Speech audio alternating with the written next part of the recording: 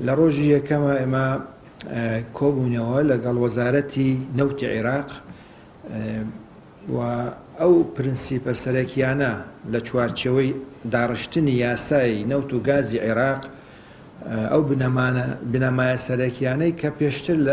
كوبنوي أنجومني وزيران بسند كرابون وكل رؤياي حكومة لشوارتشوي أم ياسايا لقال وزارة كوبنو خرانا الرو وتقريبا ما ويدو ساعات كوبنو كدرجة خايند وقصو باس لسر